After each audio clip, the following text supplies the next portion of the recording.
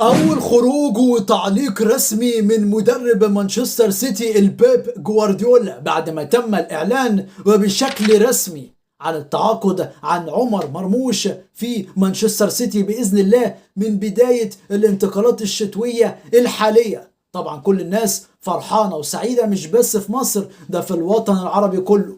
نجم جديد والأول مرة يلاعب مصر يتدرب ويكون مدربه هو بيب جوارديولا شخصيا، وكمان لاعب كبير زي عمر مرموش كبيرة جدا جدا، والحقيقة بنتمنى له كل التوفيق بإذن الله. عايز أقول لك إن بيب جوارديولا خرج في بعض التصريحات بعد ما تم سؤاله عن رأيه في صفقة عمر مرموش بعد ما أعلن فابريزيو رومانو وبشكل رسمي التعاقد خلاص وإنها تمت وبحمد الله. فقال بيب جوارديولا وبكل تأكيد أنتم تعلمون أن عمر مرموش لاعب كبير وهو مؤثر ومن أفضل لاعبين في العالم في الوقت الحالي.